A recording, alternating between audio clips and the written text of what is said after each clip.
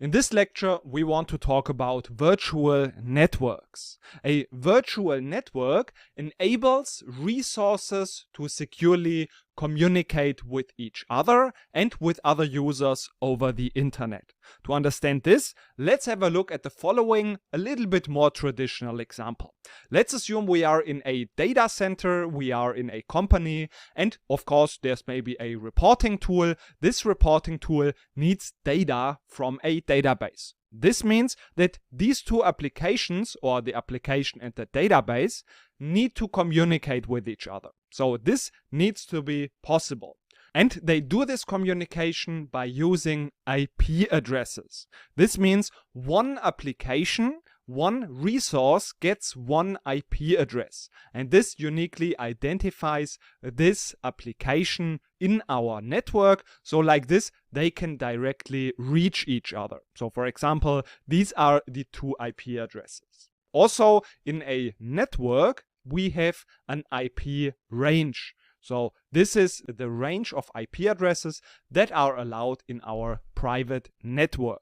So of course, now the question is, if this is our private network in our data center, is it then possible that someone from the public internet just also connects or reaches or sees the traffic between those applications? Is that possible? Of course, the answer is this is not possible because this is a private network. And this means that first we have to be inside this network. We have to first connect to this network, and then only afterwards we can be able to connect and see the resources and the traffic between these applications. This is the idea of a private network, to protect the data, the traffic between our resources. So this is why it is isolated and segmented from the public internet. And a Azure virtual network is now just the emulation of such a physical network in the cloud. So of course, this is just a software emulation, but the physical network is of course available through Microsoft. And we can virtualize this network and use it then through Azure Virtual Network. And if this is an emulation of a physical hardware, which service type you think it is? Of course, this is infrastructure as a service. And also the virtual network in Azure is also called a VNet. So finally, let's add some important points that are important about the virtual network. The purpose of a virtual network is isolation and segmentation, so that we can protect our resources, the data, and the communication of our resources. In a virtual network, we can define in Azure also an IP address space. So we can assign this IP address space, and then all of the resources will get an IP address assigned. And we can also, of course, this is scalable, so we can maybe increase the range of IP addresses that are allowed. And the idea is that we protect the resources in this network. But it is possible that we can configure it in a way that also some specific communication from the internet can be allowed if we configure that. Per default, this is not the case, but we can configure it in a way so that we can also communicate, of course, with the internet. But also the communication between our Azure resources are covered. And last but not least, we can not only communicate to cloud resources, but even to on-premise resources. So maybe we still maintain some data centers, some database servers, and then we sometimes need to be able also to communicate to these on-premise resources in our own data center, and this is also possible in the Azure Virtual Network. But now we sometimes have the need to segment this or group this even further, because maybe we want to treat some resources a little bit more different, and we don't want to have maybe everything in one virtual network. And that's when the virtual subnets come into play. And that's what we want to quickly talk about in the next lecture, before we then also have a quick demonstration in the Azure portal. In the last lecture, we've talked about the virtual networks, and sometimes now we have the need for further grouping of our resources. Of course, we can have multiple VNets in one region, but for example, if we have a look at this VNet, here we have a load balancer, and this is connected to virtual machines that maybe act as a web hosting server. So of course, the load balancer needs to have access from the public internet. But now, of course, these different virtual machines, they should be private and they should not be accessible from the internet. So like this, we can see that we can have sometimes very different requirements for our different resources. And therefore, we have the need for further grouping and organizing of our resources. And this we can achieve by using subnets. So let's have a closer look at how we could organize this virtual network into different subnets. So therefore, let's have a closer look at this VNet. So in this case, we would have two subnets. The first one would be a public subnet and the other one a private subnet. And this could look like this. We could have here our load balancer and maybe also one virtual machine that can be accessible from the internet. So this is completely possible. But now if we have a look at the other virtual machines, they are in the private subnet and maybe also connected to another database. They should not be accessible from the internet. So this is very important to understand, that the public subnet can be reached from the internet, but the private subnet cannot be reached from the internet. And now the last question, is it possible to have communication between the public subnet to the private subnet? And the answer to this is of course yes. For example, our load balancer should be able to communicate with the virtual machines in the private subnet. So this is how we can use virtual subnets to group our resources in a virtual network even further. And in the next lecture, we now want to have a look at how we can implement this in the Azure portal. Let's have a look now at how we can implement this in practice. In this lecture, we want to have a look at how we can create VNets, so virtual networks. Also, we want to see how we can create virtual subnets and how we can create resources in these subnets or virtual networks. So we want to start by first creating a virtual network. We can do this by either going here on the menu to the left side, or as we know it, just by searching for virtual network, we find also the service. And in here we can now create a new virtual network. We want to start by again creating a new resource group. We can just call this a VNet resource group, and then we have the name of the virtual network. We can call this VNet 1, and now we have the region. Of course, a virtual network is created in a specific region. And now if we want to have some additional resources, for example a virtual machine, that should be in this VNet, this virtual machine needs to be also part of the same region. It is not possible that the resource is in another region than the VNet. And also, additionally, it actually needs to be in the same resource group. But remember, the region of the resource group does not matter at all. This can be anywhere. So that's what we remember. In our case, the VNet is in West Europe. Afterwards, we have the IP addresses. So we have the IP address space. We can see in this case, this is the address space.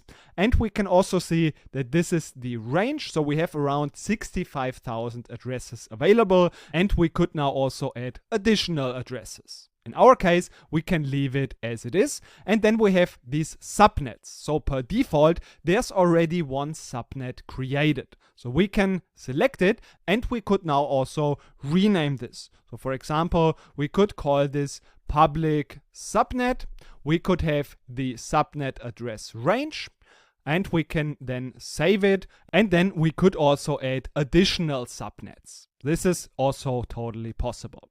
Afterwards, we don't need to make any changes in security and tags, and then we can just review and create our virtual network.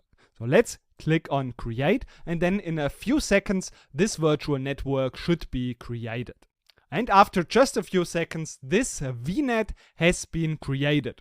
So we can go to this resource. We can see now this is in the location West Europe. We have the address space, and also our subnets can be visible in here. Also, we have the address space. So of course, this is scalable. So we could add additional spaces later on if we need more addresses. But now the question is, how can we create resources that are part of this virtual network or the subnet?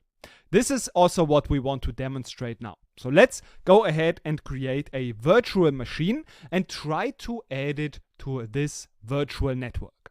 We want to create this virtual machine, and now again the important thing, it has to be part of the same resource group. So we select VNet resource group, and then this region is already at West Europe. Let's call this VM test, and we have selected the region West Europe. Again, let's quickly check that the pricing is good. So we have just a very small virtual machine.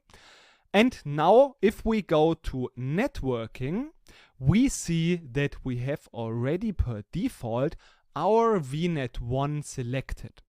This is now because we create this virtual machine in the same region. So per default, our VNet was selected. And we can also select our public subnet. So this is what we have selected in here. And of course, we could also create a new VNet. If we don't want to use this one, this would also be possible. And if we now would use a different region, so for example, Central US, and then we go to networking, then we cannot use our previously created VNet, but we have to create a new one. So here there will be a new one created. Therefore, let's go ahead and select again the region West Europe, and then in networking we want to select our VNet 1.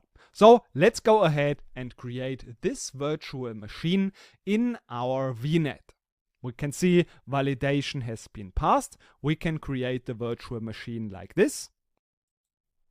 And then after a few seconds, also our virtual machine has been created. We can go to this resource and we see now the location is West Europe. And if we scroll down, we can see that now this virtual machine has this public IP address and then also our assigned private IP address. We can see that this is part of our VNet 1 virtual network and our subnet that we have created. Of course, in the end, we also want to delete everything. Therefore, we want to go to resource groups and then our VNet resource group. Let's copy that and delete everything, so we don't have any additional costs related to this.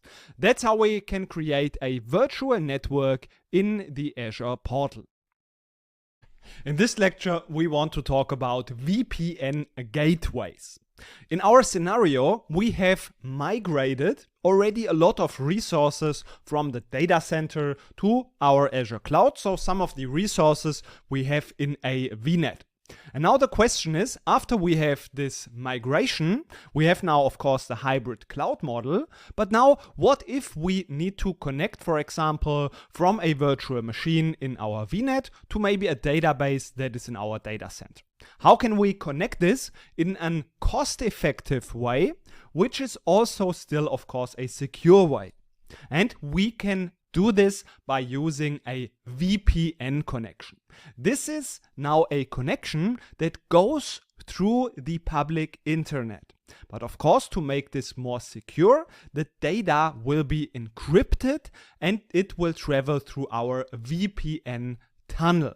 So that's important to know. We have a VPN tunnel in which all of the data that travels through will be encrypted.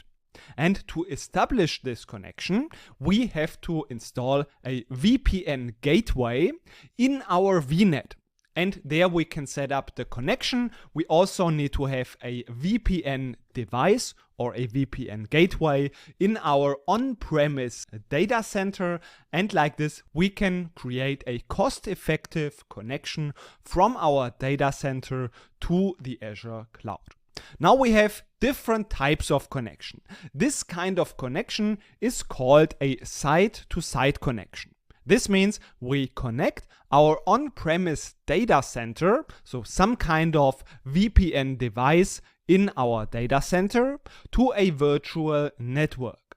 But now we also have the option to connect, for example, different regions. So we have different VNets in different regions. Then also maybe there's someone that needs to have access to some kind of data that's not in their own VNet.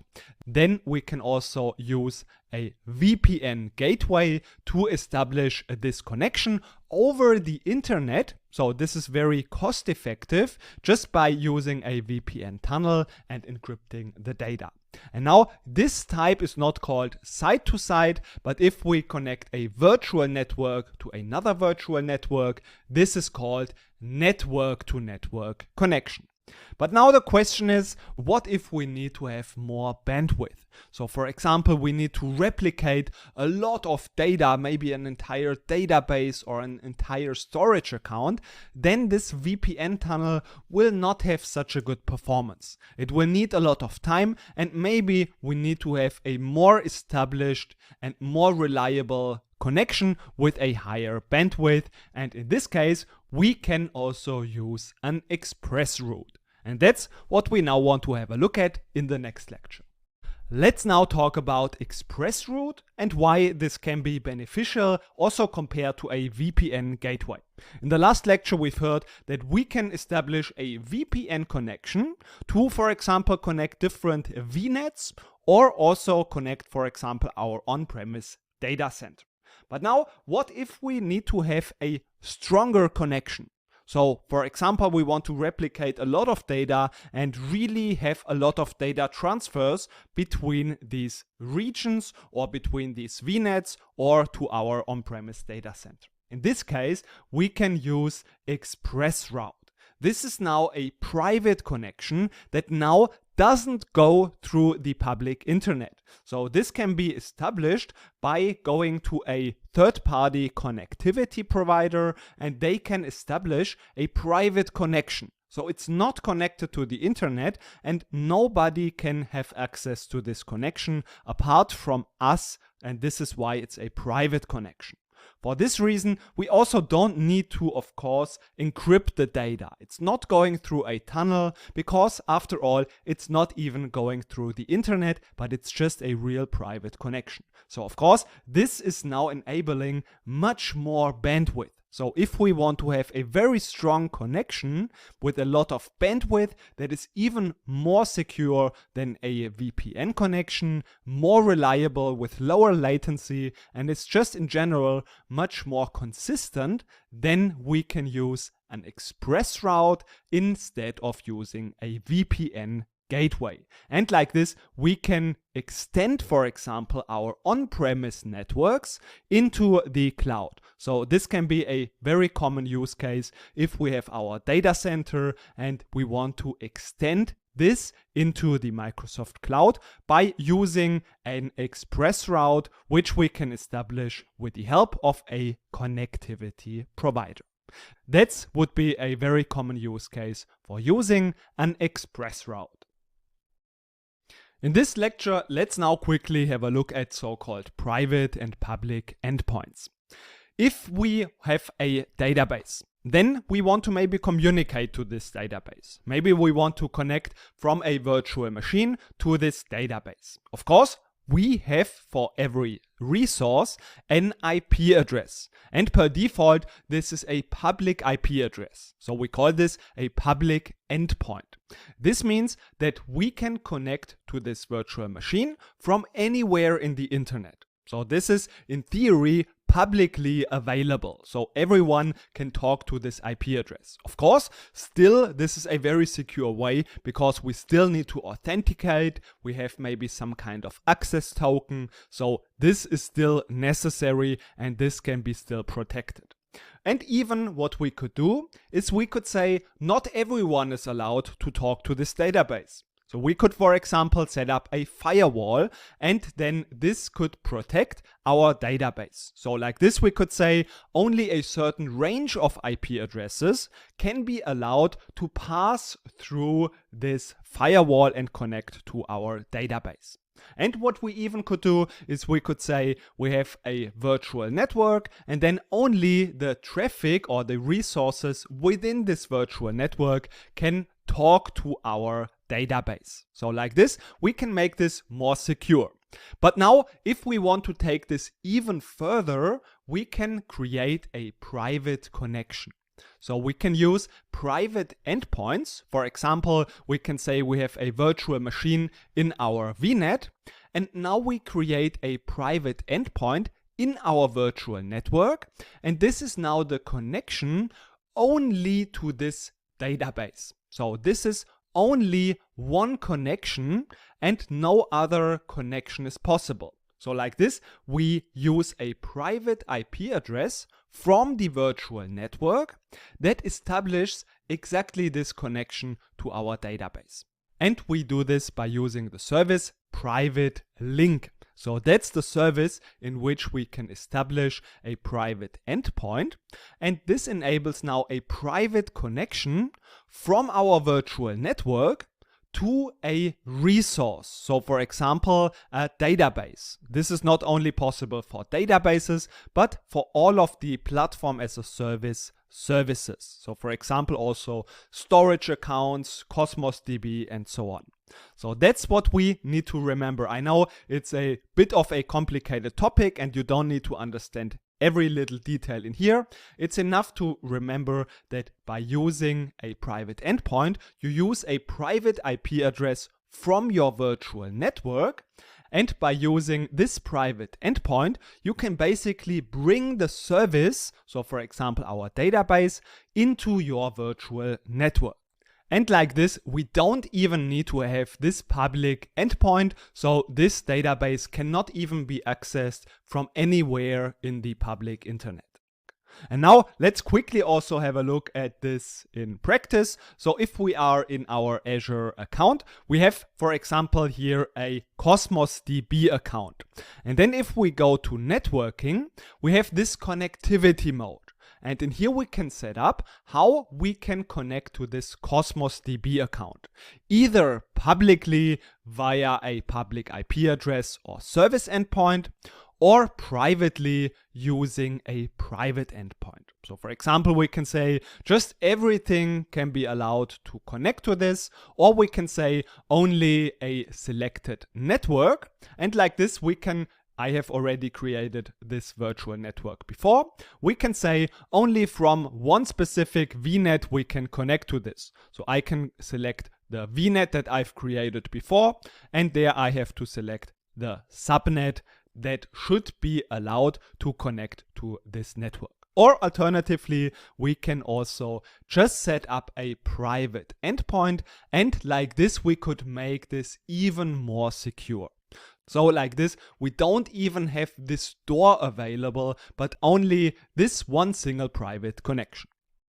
Let's talk now about Azure DNS. And before we do this, let's also in general understand what is DNS. Maybe you have heard of this before. So if we have a laptop and we want to access a website, how do we do this? Of course, we open our browser and we enter the URL, so the domain name of this website that we want to reach. But under the hood, there is, of course, the content hosted somewhere of this website. And we've also already learned that every resource has an IP address, and that is what is actually used to communicate with different resources and address these resources. And the web server where this is hosted, of course, also has an IP address. But now the question is, how gets this translated from the domain name to the actual IP address that we want to communicate to. This is done by using DNS, which stands for Domain Name System. You can think of this like a mapping table where you have on one side the domain name and then on the other side the mapped IP address that is now containing the content of this website. So if we now want to, for example, connect to Microsoft.com, we enter this in our browser and then this gets translated by DNS to this IP address. And now we can actually see the content from this website. And this service can now also be provided by Azure. For example, I buy a new domain name. This, of course, I have to do somewhere else. I cannot do this using Azure. But I want to, for example, create the content of this website and I want to host everything on Azure. I can do this by using, of course, for example, a virtual machine and host my website there, create all of the content. And now the question is, how does this connection get established to access actually the content by going to this URL? We can use Azure DNS for this. By this service, Azure provides the name resolution and we can now have everything under one hood, which can be, of course, very convenient. And of course, Microsoft has a global network, so you can have a very high availability, a very high performance for this domain name resolution. That's a service that we can also use in Azure to have this domain name resolution. Let's talk about the Content Delivery Network, sometimes also abbreviated with CND. This is a global network of servers that efficiently delivers web content to users globally. Now, what does that mean and why do we have the need for this? Let's have a look at the following scenario. Let's say we have some kind of content. Maybe this can be a web page that we are hosting somewhere in a physical location, of course. And then it may be that we have users somewhere else in the world, in another location, and they now want to access these files, this content. For example, they just open up this web page and now they want to play this video that is hosted on our website. And now, of course, what happens is that they send this request to the original location and then this file will be sent and delivered to the users. But now, if the distance is very large, this is really not ideal because this causes now a high latency and this means that the user will have a very bad performance and not such a good user experience. And therefore, we have the solution of the Content Delivery Network. The idea is that there are edge servers placed strategically in different locations in the world, and now they host this content and deliver it to the users. Now let's have a look at how this works exactly. So now again, if we have a request, the user, for example, in India wants to play the video on this web page, then the closest location, so the closest point of presence, this is how these edge servers are also called, they will be checked if this file is available there. And if it's not available, then of course we will send the request again to the original location and the file will be now sent to the users. And of course we still experience a high latency. But now the catch is that this file will be also cached closest to the user. So in this closest edge server. And now the next time when some user in this location makes this request and wants to play, in our case, this video file, this will be just taken from the edge server because now this file is available there and now the users are experiencing a lower latency and with that a much better performance. This is the idea and the use of the Content Delivery Network. to provide a global network of servers that can efficiently deliver web content to users. And this is especially helpful if we have large files, like for example some video file. This works, for example, if we want to host some web application, some kind of web content, but also if we are working with some storage account and we have some content in this storage account. Hope it was helpful and see you in the next lecture.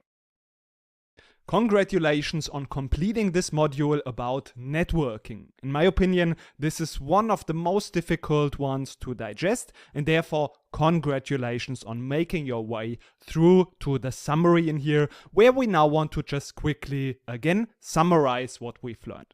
We've started this module with talking about virtual networks.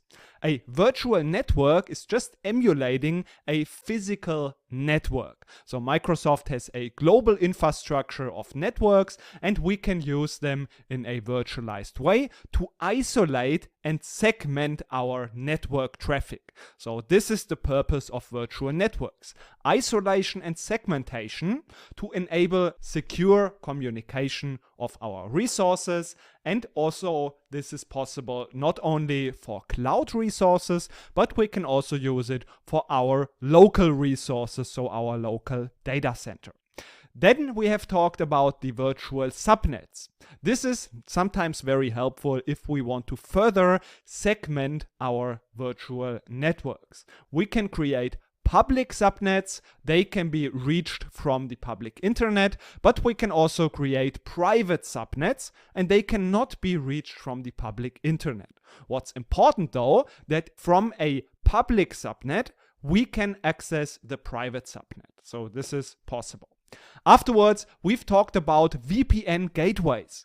This is now if we have a data center somewhere locally, maybe we have a hybrid cloud, and now we want to connect our virtual network with our on-premise location. So for example, our on-premise device or our entire on-premise network. This connection type is also called site-to-site connection. We can also have some connection of different cloud virtual networks. This would be called then network-to-network connection. And this is achieved by using an encrypted tunnel to connect these networks. They are trusted networks, but we go over an untrusted network. So we go over the internet. And this is why we need to have this encrypted tunnel to make this secure, because we are traveling through the public internet. And therefore, this can be a very cost-effective solution to just travel through the internet, just use an encrypted tunnel to connect our network with, for example, our on-premise device.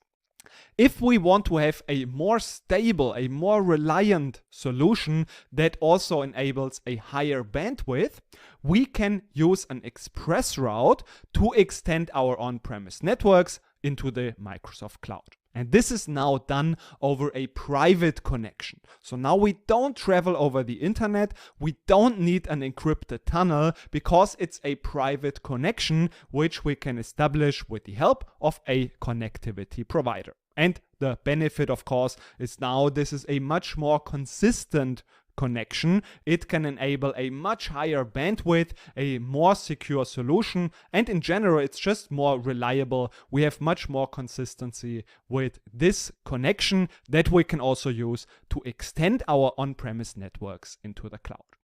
Afterwards, we have also quickly talked about the private endpoints. For this, we use private IP addresses from our virtual network to bring these platform as a service services into our virtual network. We do this by using Azure Private Link. This is the service, and like this we can establish a private connection to these PaaS services. So now we don't even have this possibility of a public communication, because now we just have this private connection, this private endpoint. So now there's not even this door available that can be reached from anywhere on the public internet. So that's a private connection.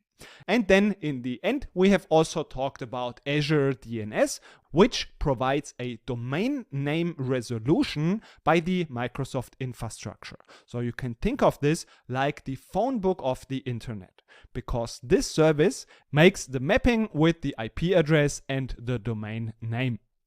And then in the end, we've also talked about the Content Delivery Network, which is a global network of edge servers that efficiently deliver web content to users by caching the web content on these edge servers close to where the users are. That's what we have learned in this module. I know it was a little bit of a more complicated one, but the next module will be about the different storage services, and that's one of my favorite ones. So that's why I hope you're excited, and see you in the next module.